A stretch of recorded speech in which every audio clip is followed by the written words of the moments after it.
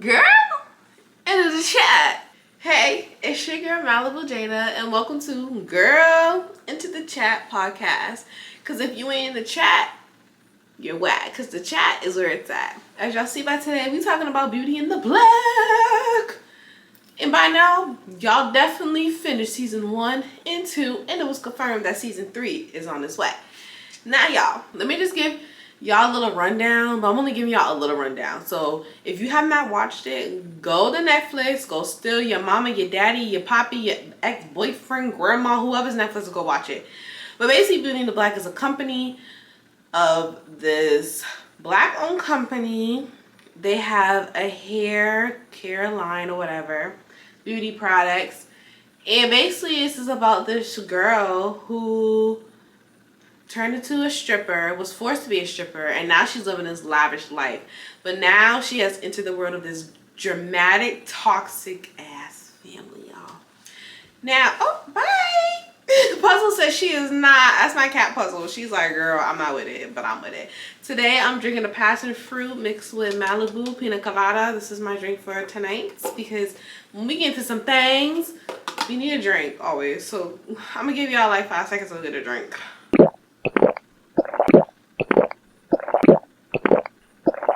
Y'all ready? Okay, back. Okay, so how y'all feel about it? You know, when it comes to Tyler Perry shows, I'm really kind of about Unc because I just feel like he profits off of like women's survival, especially black women struggle, survival. But then I also have to remember too, these are things that he said he grew up listening to when his mom used to tell him about like but his mom used to tell him about like things that her friends would go through or see his mom go through. So I understand. He's like, y'all, I feel hair on my lip. And I don't like hair nowhere. There you go. And I know and I get it, you know, you're making stuff based off what you've seen, what you heard, but I just feel like he just enjoys making money off of black women's struggle. Like, it'd be annoying, but with this show, it kind of gives a mix of power, but since it's not on like TV, it's on Netflix, so they can get a little more extra hinge. So we're gonna go with the first character, Kimmy. I love but can't stand Kimmy. Like, I understand Kimmy got put in this position because, you know, the main man, Horace, I love you some. I just love a boss, man. And Horace is just a boss. He just makes moves. Like, he just makes moves. I understand why Horace gave Kimmy the wife position, married her, because she's good with numbers. Like, she's good with numbers. Like, she can really hold the business down. But her trying to be rude and have this ego, girl, boo. It doesn't even feel real. It's just you're being rude. You're trying to keep up a persona that you know you can't keep up. Now, my girl Mallory, because if a man play with me like that, yeah, I'm setting the house on fire. Yeah, I'm going to burn you and the next hoe up. Because what you really talking about? I feel like in season 1, they made us not like Mallory so we can build up to like her in season 2. I feel like in season 2, Mallory, she really showed what it was when you push a woman to the edge. Now, she may not have loved Roy, but it's all about the embarrassment. You mean to tell me you are really, like, she knew he was cheating, but it's the fact that she's seen it and you taking her side? And I'm sitting on the steps and you brought this to my house? Talk about she can get whatever she want? Yep. Love Mallory down. Who I can't stand is Rain. I can't stand Rain because she's the definition of, you can take a hood girl out the hood, but you can't take the hood out the hood girl. The way she's just like, this ain't for me. You know, I'm a real hood girl. Bye. Go. Go, girl, go. Because nobody got time for this. We trying to change our lives. And you want to buy the same club that did you dirt. Talking about you can make it better.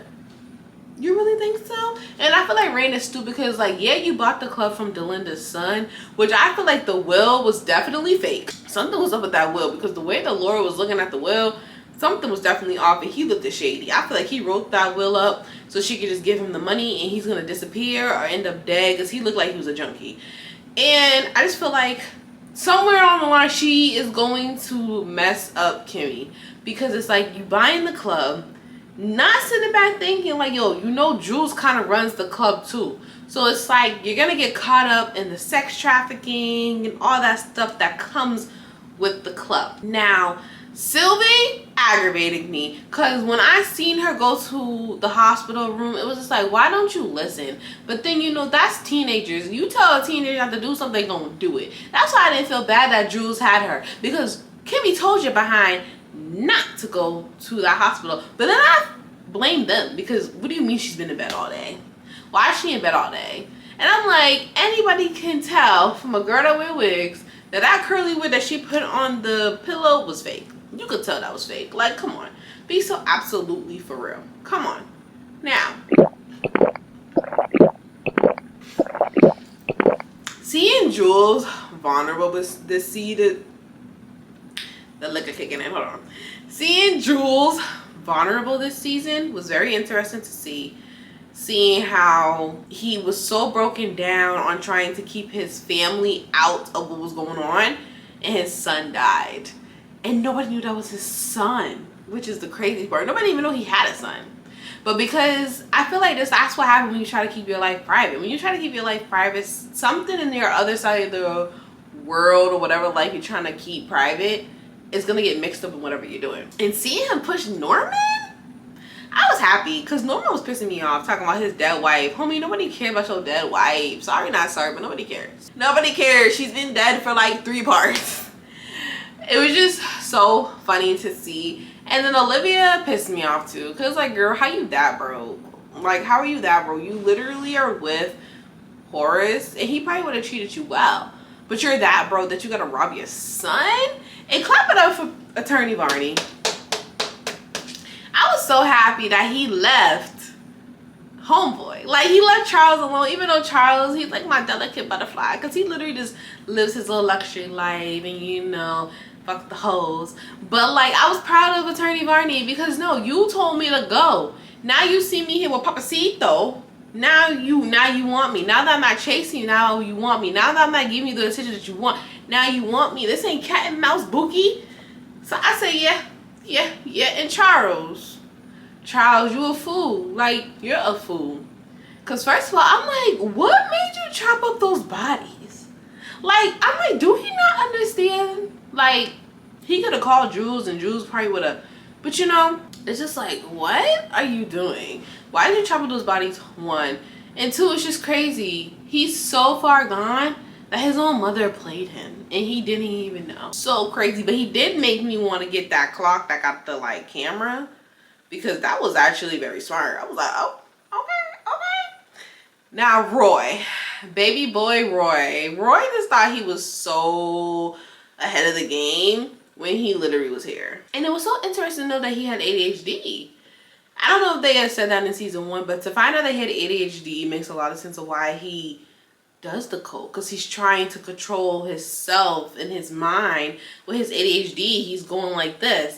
It was just so crazy to see how he was bossing Kimmy around and now Kimmy's bossing him around. Like, you see how the story flips? That's why they always say don't treat people nasty, because you never know what could happen. Now, Roy sniffing coke on every female was just so disgusting. I was like, Roy, come on. Like, I was like, I know you don't love Mallory, but like, come on. But finding out that Horace saved Mallory, I felt like that was an arranged marriage for like the image of Roy and Mallory. So I was like, okay, I can see why they don't really like, because I can't see them, you know. But Roy, oh, baby boy Roy, he doesn't know how to shut up because he thinks he's so bigger than the program. He just don't know how to shut up. And Jules literally kept telling him all season, shut up. The end, though, was predictable. I mean, we knew Horace was going to have to come in because every board member had to come in. And then the FBI pulling up, I want to say it was kind of obvious, but kind of not, because they was collecting evidence. Everybody was snitching on themselves to Horace. And the fact that they had state evidence of everything, it was just like, y'all talk too much. Now they got y'all. What y'all finna do? And Jules laughing. I feel like Jules is gonna get out of it. He's not gonna really go to jail. You feel me? You feel me? Now, I left this person last because I feel like this person is so annoying. Angel's character is just so annoying. Like, Angel's character is a person where you could tell they never had nothing good for themselves. So when they really get something good, they are easily able to ruin it. Because it's like, first of all, you got Rain and Kimmy in this whole trafficking thing. Now you got blessed by Horace because Horace thinks you're cute or whatever. Just so ironic how Horace is homophobic, but he likes Angel, and yeah, so crazy to me. And you go out to the club and you spend $39K? And I know his baby, I know there's been some controversy about his baby mom saying she don't want nothing from him, but I don't care. I'm still gonna give her some money for the baby. Like, your baby mother and your kid is struggling, you out here shaking your booty and doing $39K, Angel? And then the fact that he got a little bit of jealous because he saw Papacito in the house and thought Horace really replaced him was so tea to me. I was like, okay. Like, you jealous because you thought he was getting replaced. But I don't think he really liked Horace. He just likes the money. He just likes the protection, you know? But let's get into the three ladies coming together. I loved it. I feel like each of them play a good part in what everything is. Like, Mallory gives boss. Like, she gives boss. She gets things done. She knows how to handle herself. Where I say Kimmy's good with the numbers. She's good with the numbers. She's good with information. She's really like book smart.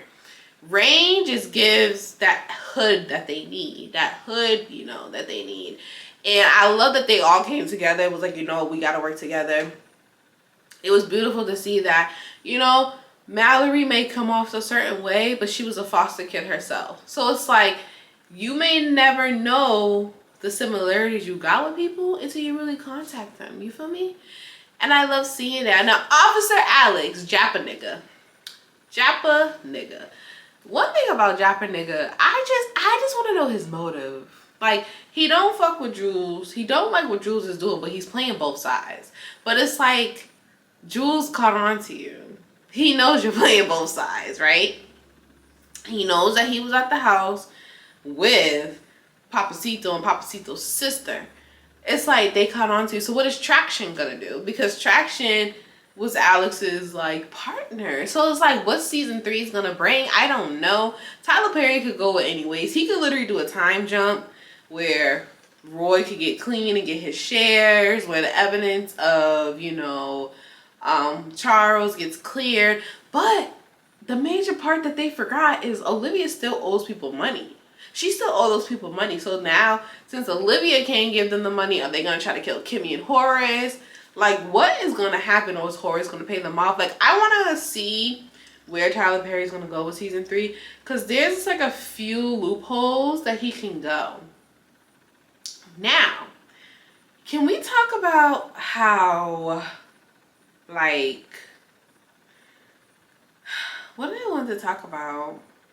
Can we talk about how crazy it is that he really brought Felicia to the office? And I know he did it to just piss Mallory off even more. But it was just like, you're digging yourself in a hole that you don't even want to dig into. I literally said to my boyfriend, I said, why does Roy even have an office when he don't even do shit there? Why does he have an office if he don't do shit? Like, what does Roy do in the company? He don't do shit. Like, I'm like, why does he have an office? So it was just so funny that, like, he brought Felicia to his office. And I'm so glad that Melly put out hot tea on him. And then Felicia, it's just like, I feel like Felicia played dumb, but she not dumb. I feel like she a hood smart girl. Like, she knows Jules is going to pay her. She knows, you know, Roy's going to pay her. So it's like, I feel like she's only in it because she knows what she's getting out of it. As you all could tell, she loved money. She was literally making Mallory pay her for the money. Like, my girl loved money. She gonna do whatever for money. You feel me? But the fact that Roy's behind snitch and told Norman about the wife was crazy. Was crazy. Honestly, I kind of wanted to see what Norman was gonna do to Jules, cause Jules did lie to him. But I'm like, what was he gonna do to Jules? Cause Jules said, "Cut the ooh," knocked his old behind to the floor, sitting there like he couldn't even catch air. I don't know. I'm ready for season 3. What is y'all thoughts? Honestly, I feel like whenever you have a show with power, sex, money, drugs, and all that stuff, it's so good. But then it's just like, damn, like this is really like black culture, low key. And it kind of sucks because it's like, damn, we could never just get a family, a rich, happy family. Yeah, they got their issues and stuff, but it's never this toxic. But it's so good because it's Roy's smart comments. It's, you know, Horace's boss moves. It's the outrageous things that you see, like in the strip club. That one scene when everybody was just having an orgy. I was like, yo, this is what happens in the strip club. Like, and on like a deeper level of this is what's going on in Tyler Perry's brain. Like as he's like typing this up, he's like, yeah, in the background we're gonna have this going on. Yeah, you gonna do that to him. Yeah, this, that. Like, it's just so crazy seeing a director and a artist and a writer's perspective of how they want everything to be.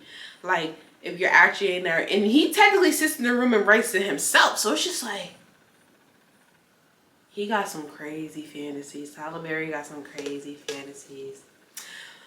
But I came in for season 3. It was a crazy ride from season 1 to season 2. I heard apparently season 3 might be the series finale. Hopefully we get a season 4, depending on how season 3 ends.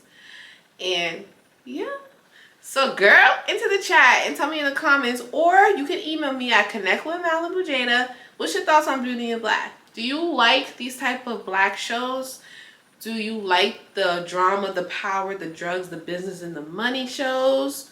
Would you ever act for Tyler Perry? Because I feel like Tyler Perry picking up people from the streets. Because the boy who plays Roy literally said that he was doing Uber Eats every night and he landed on Beauty in Black and now he's blowing up. Would you want to be on a show like this? Let me know in the comments, in the chat, because for me, I said this year, I kind of want to do a side quest and be in a Tubi movie. Like, I want to be in a Tubi movie. I don't care what it is. It could be, no, I do care what it is because I ain't fucking nobody. But I you know, I want to be the girl on the chair, like, yeah, girl, da, da, da, da, little background character or something. Like, what would you want to be? And tell me in the comments, who's your favorite character in Beauty in the Black? And who is your least favorite character? I'll give it to y'all real quick. I know I saw them in the chat, but I can get the chat whenever I want to. I clicked right back in. My top 2 favorite is Horace and Mallory. My top 3 dislikes, yeah, I got 3 dislikes, is Rain, Angel, and Sylvie. Let's get Sylvie out. Just get Sylvie out, please.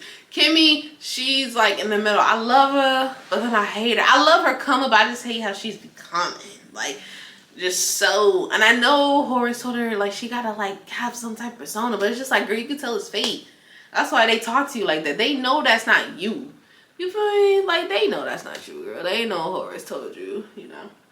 But like I said, girl or boy, or my, you know, I feel like I'm gonna call y'all. I want to give y'all let me know. Y'all want the girly pop, the chatterboxes, or my chat room? I want to give y'all like a name that I could call y'all. Cause I know it's girl into the chat, but that's just how I talk. I talk like that. I be like, girl. I say sometimes I say it to the guys too. But let me know what y'all want to be called. I kind of like the chatterboxes. Like, what's up, my chatterboxes? Welcome to the chat. You know? You feel me? I don't know. But also too, put down below what shows should I watch on Netflix too. Cause I got my man's Netflix now, so let me know. But I'll see y'all next time. I'm in the chat. Catch y'all later.